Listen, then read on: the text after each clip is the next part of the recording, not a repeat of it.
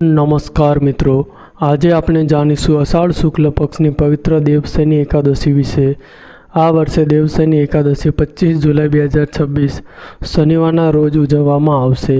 આ દિવસને હરિશયની એકાદશી, દેવપોળી એકાદશી અને પદ્મા એકાદશી તરીકે પણ ઓળખવામાં આવે છે। આ જ દિવસથી પવિત્ર ચાતુર્માસનો પ્રારંભ થાય છે। શાસ્ત્રોમાં જણાવ્યું છે કે આ દિવસે ભગવાન શ્રી હરિવિષ્ણુ ક્ષીરસાગરમાં યોગ નિંદ્રામાં બિરાજમાન થાય છે અને કાર્તિક શુક્લ દેવઉઠી એકાદશીના દિવસે ભક્તોના કલ્યાણ માટે ફરી જાગૃત થાય છે। મિત્રો, આજના આ પવિત્ર વિડીયોમાં આપણે દેવશયની એકાદશીનો મહાત્મય, પૂજા કરવાની સરળ વિધિ, વ્રતના નિયમો, ચાતુર્માસનું મહત્વ, આ દિવસે કરવાના શુભ કાર્યો, ટાળવા જેવી બાબતો અને અંતમાં પ્રેરણાદાયક પૌરાણિક કથા જાણીશું। તેથી આ વિડીયોને અંત સુધી જરૂર જોજો। જો આપ ભગવાન શ્રી હરિવિષ્ણુના સાચા ભક્ત હો તો કોમેન્ટમાં ઓમ નમો ભગવતે વાસુદેવાય જરૂર લખજો।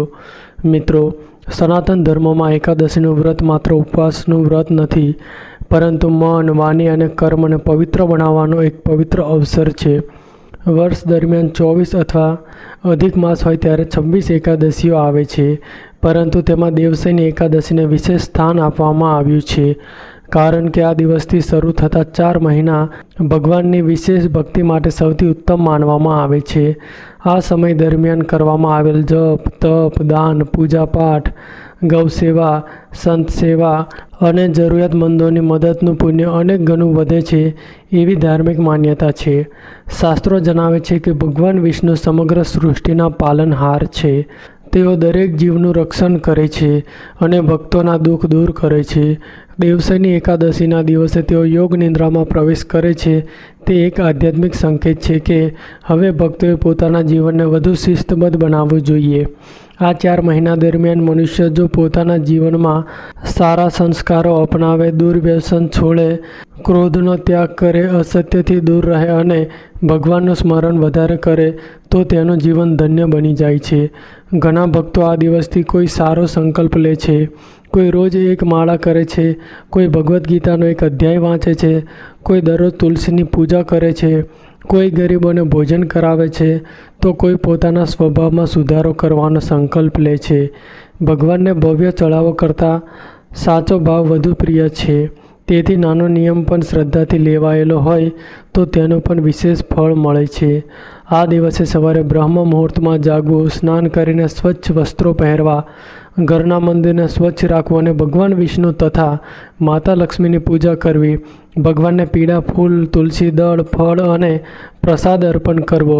તુલસી વિના વિષ્ણુ પૂજા અધૂરી માનવામાં આવે છે, તેથી શક્ય હોય તો અગાઉના દિવસે જ તુલસી દળ તોડી રાખવા। ત્યારબાદ ઓમ નમો ભગવતે વાસુદેવાય મંત્રનો જાપ કરવો। વિષ્ણુ સહસ્ત્ર નામ, ગજેન્દ્ર મોક્ષ અથવા ભગવદ્ ગીતાનો પાઠ કરવો અત્યંત શુભ માનવામાં આવે છે। આ દિવસે ઉપવાસ પોતાની શક્તિ પ્રમાણે કરવો। જે લોકો નિર્જળા ઉપવાસ રાખી શકે તેઓ નિર્જળા રાખે। અન્ય લોકો ફળાહાર અથવા ફરાળ કરીને પણ ભગવાનની ભક્તિ કરી શકે। જો કોઈ વ્યક્તિ સ્વાસ્થ્યના કારણોસર ઉપવાસ ન કરી શકે તો પણ નિરાશ થવાની જરૂર નથી।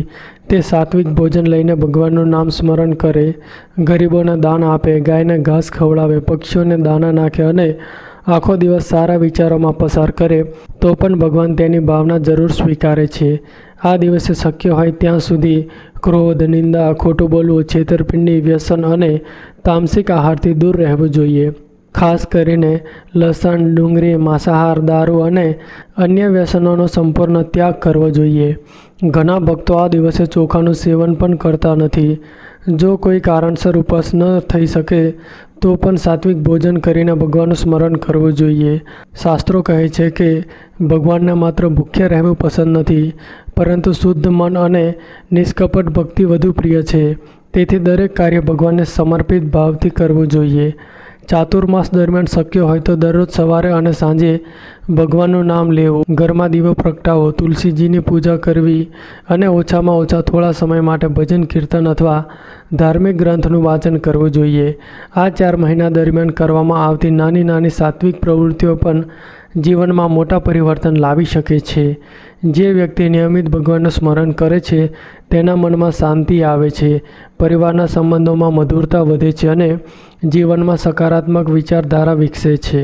ઘણા લોકો પૂછે છે કે ચાતુર્માસ દરમિયાન કયો નિયમ લેવો?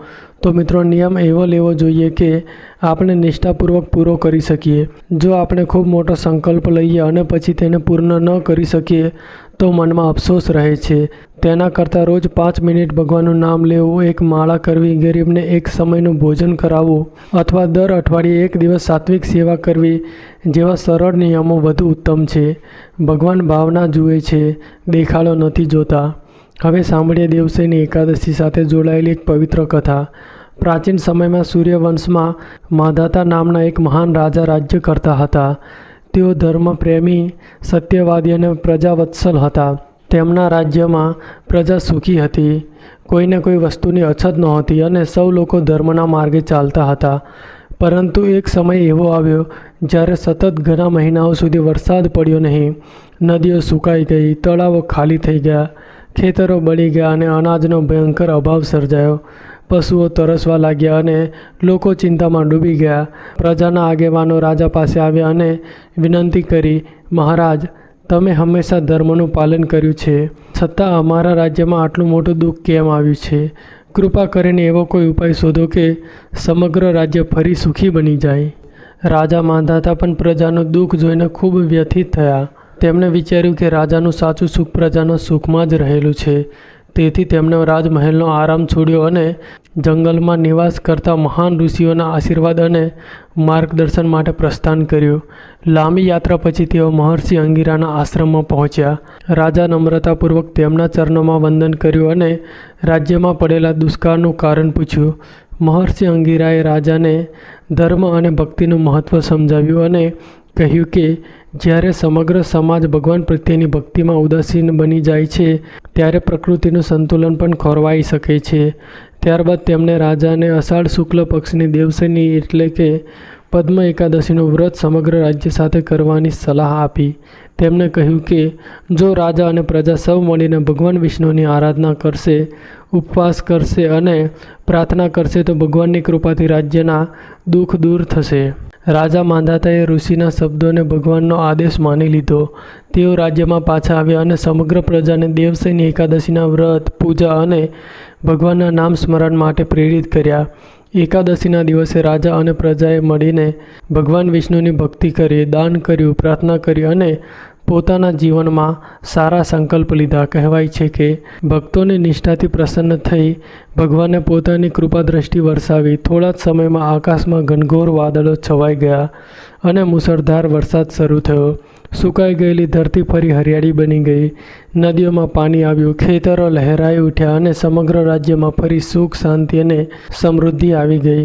આ કથા આપણને ખૂબ સુંદર સંદેશ આપે છે કે જ્યારે મનુષ્ય અહંકાર છોડીને ભગવાનનો આશ્રય લે છે, પોતાના જીવનમાં સદાચાર અપનાવે છે અને સાચા હૃદયથી પ્રાર્થના કરે છે, ત્યારે મુશ્કેલમાં મુશ્કેલ સમય પણ ધીમે ધીમે પસાર થઈ જાય છે. ભગવાન દરેક ભક્તની પ્રાર્થના સાંભળે છે, પરંતુ તેમની કૃપા મેળવવા માટે શ્રદ્ધા, ધીરજ અને સારા કર્મો પણ એટલા જ જરૂરી છે. તેથી દેવશયની એકાદશી માત્ર એક તહેવાર નથી, પરંતુ પોતાના જીવનને બધું પવિત્ર, શિસ્તબદ્ધ અને ભગવાનમય બનાવવાનો એક સુંદર અવસર છે. મિત્રો, આ દિવસે શક્ય હોય તો વિષ્ણુ મંદિરમાં દર્શન કરવા જવું, ભગવાનને પીળા ફૂલ અર્પણ કરવા, તુલસીજીની પરિક્રમા કરવી અને ઓમ નમો ભગવતે વાસુદેવ મંત્રનો વધુમાં વધુ જાપ કરવો. ઘણા ભક્તો શ્રી કૃષ્ણ ગોવિંદ હરે મુરારે, હે નાથ નારાયણ વાસુદેવ નામનો સંકીર્તન પણ કરે છે. ભગવાનનું નામ જેટલી શ્રદ્ધાથી લેવામાં આવે છે એટલું મન શુદ્ધ બને છે અને આત્માને શાંતિ મળે છે.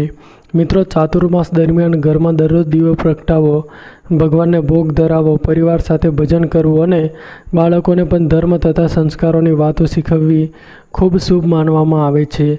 જો શક્ય હોય તો ગરીબોને અનાજનું દાન કરવું, ગૌશાળામાં ઘાસ અથવા ચારો આપવો, પક્ષીઓ માટે પાણી અને દાણા રાખવા, વૃદ્ધોની સેવા કરવી અને જરૂરિયાતમંદ લોકોને મદદ કરવી. શાસ્ત્રોમાં કહેવામાં આવ્યું છે કે ભગવાનની સાચી ભક્તિ માત્ર મંદિરમાં જ નહીં પરંતુ જીવ માત્રની નિસ્વાર્થ સેવામાં પણ જોવા મળે છે. જે લોકો આ દિવસે ઉપવાસ કરે છે તેમને આખો દિવસ ભગવાનના સ્મરણમાં પસાર કરવાનો પ્રયત્ન કરવો જોઈએ. બિનજરૂરી વાદ વિવાદ, ક્રોધ, નિંદા અને સમયનો વ્યર્થ વ્યય ટાળવો જોઈએ. શક્ય હોય તો સાંજે ભગવાન વિષ્ણુની આરતી કરવી, વિષ્ણુ સહસ્ત્રનામ અથવા ગીતા પાઠ કરવો અને રાત્રે ભજન કીર્તન સાથે ભગવાનનું સ્મરણ કરતા વિશ્રામ લેવો.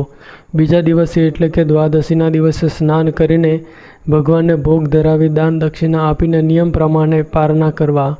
પારણા પછી સૌપ્રથમ ભગવાનનો પ્રસાદ ગ્રહણ કરવો અને ત્યારબાદ જ ભોજન લેવું. મિત્રો, દેવશયની એકાદશીથી શરૂ થતો ચાતુર્માસ આપણને એક જ વાત શીખવે છે કે જીવનમાં સુખ, સંપત્તિ અને સફળતા જેટલી જરૂરી છે એટલી જ જરૂરી છે ભક્તિ, સદાચાર અને માનવતા. જે વ્યક્તિ ભગવાનનું નામ લેતા લેતા પોતાના કર્તવ્ય પર નિષ્ઠાથી કરે છે તે વ્યક્તિનું જીવન ધીમે ધીમે સુખમય બનતું જાય છે. ભગવાન શ્રી હરિ દરેકના જીવનમાં પોતાની કૃપા વરસાવે છે, પરંતુ આપણે પણ સારા વિચારો, સારા શબ્દો અને સારા કર્મ દ્વારા તેમની કૃપાના પાત્ર બનવાનો પ્રયત્ન કરવો જોઈએ. તો મિત્રો, જો આ માહિતી તમને ગમી હોય તો વિડીયોને લાઈક કરી અને ચેનલને સબસ્ક્રાઈબ પણ કરી દેજો.